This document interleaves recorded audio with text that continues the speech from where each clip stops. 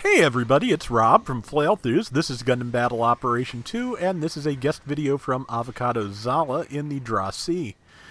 He titled it Flying Butt Pliers, and I'd never really looked at it that way before, but you know, he's got something there. Because, yeah, really does look like a couple of pair of pliers there.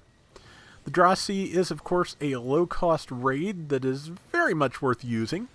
It has a lot of skills that are unusual at this cost for raids. It has dodge roll, it has forced injection, it has maneuver armor, and all of those together are frequently part and parcel of higher end raids that work very well together if you can use them carefully. For example, yeah, good use of the dodge roll there. Forced ejector lets you change direction mid boost, which can be very useful for last second misdirection during melee, getting out of the way of things, not having to stop before you start off, boosting to someplace else. And then maneuver armor is, of course, very important for speed raids because because otherwise you're just going to get stunned on your way in, and that's important not to do. Let's see, there's a lunge, didn't quite hit that Zuda, but at this level I can say with relative certainty that is a standard Zuda. Managed to catch it just at the very end of his lunge. This lunge he's hitting a little bit more head on. And so far things are going pretty well. And let's see, landed the Sturmfaust, trying to use the Arm Gatling to finish it off, or Arm Vulcan, excuse me. Not quite managing, but his teammates got him covered.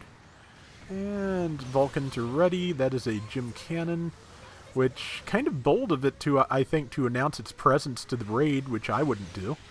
Good lunge there. If he can get another lunge off, he'll have it, and he has it. Yeah. Again, yeah. Especially if you're fighting a Gigan. If you're fighting a Gigan, thank you, Brain. Yeah, I really wanted to forget that. I hope I'm remembering to say Dra-C instead of Gaza-C this time. But yeah, you can finish off a Gigan in 2 lunges. So if you can get a good angle on one, you can kill it. Unfortunately, Zal is almost out of health here, and if the enemy gets the first shot, they will have him. Let's see, almost had it, but yeah, not quite enough, unfortunately. It's a shame. But doing really well so far. I believe got at least a couple of kills already. His team has a lead, and it's in a good position. Yeah, 2-1 lead, 1800 to 900, which I think it's a 300-point room, which is not the world, of course, but it is a start.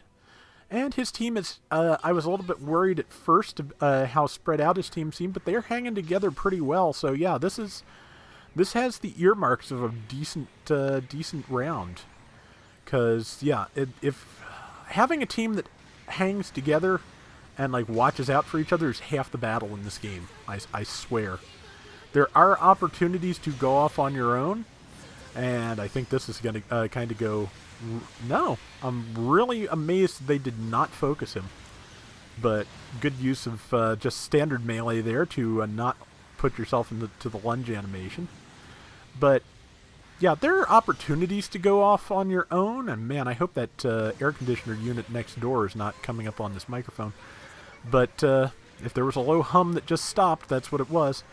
But yeah, there are opportunities to go off on your own, and sometimes you can make a good go of it, but generally, even in a stealth raid, if you stick near your team and wait for them to make an opening for you, you will do better than if you're just stalking things off on your own.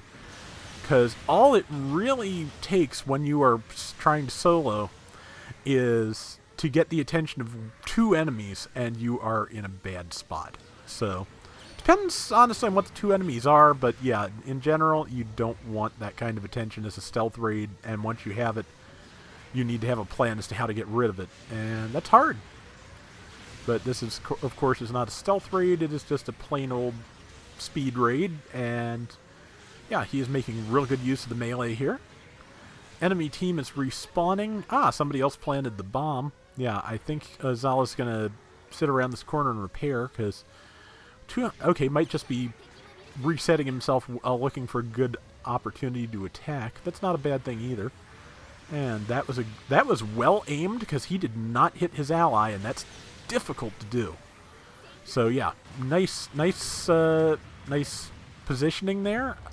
It's not something I'm really great at. So yeah, he's doing really well here. His team's doing really well. If that bomb goes off, they've already got a solid lead. If that bomb goes off, this is probably pretty much a walk. So waiting to respawn.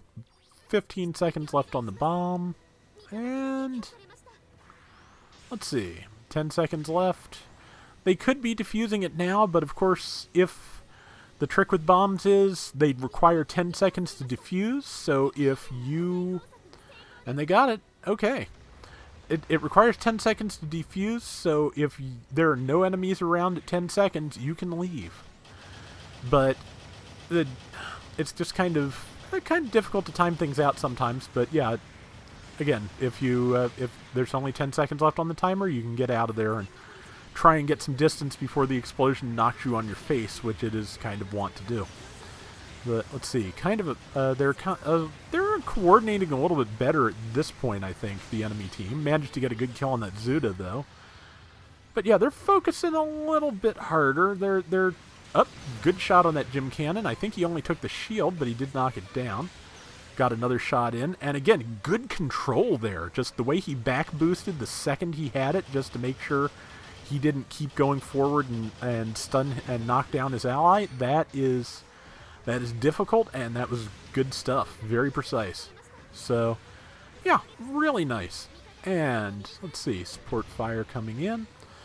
Yeah, this is kind of a stomp, but yeah, Azala is showing off some really good skills here. Good things to know as a Dra-C.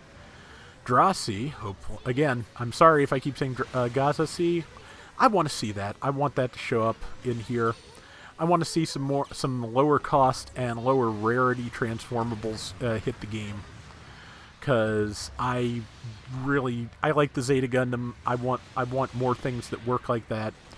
I want the Ashimaru to be a 2-star and maybe a slightly lower cost, say 500, 550.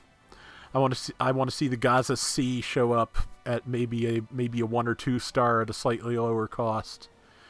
Let's get some neat stuff in this game now that they've worked out transformation, and in my opinion, it's working pretty well so far.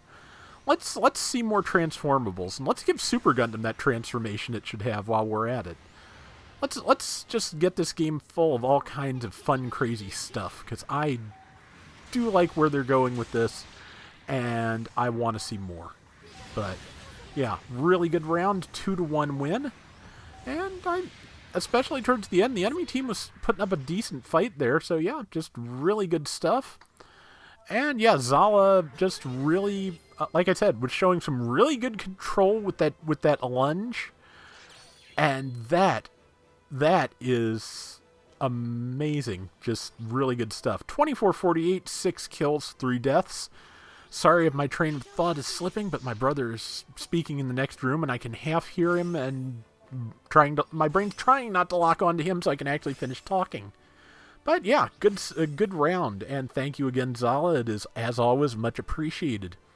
And that is going to do it for today's Gundam Battle Operation 2. We will be back soon with more, so till next time, everybody take care and have fun. Later!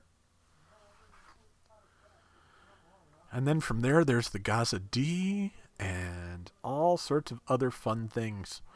But the sky is pretty much the limit now that we have transforming mobile suits, and also because they've worked out AI for wingmen.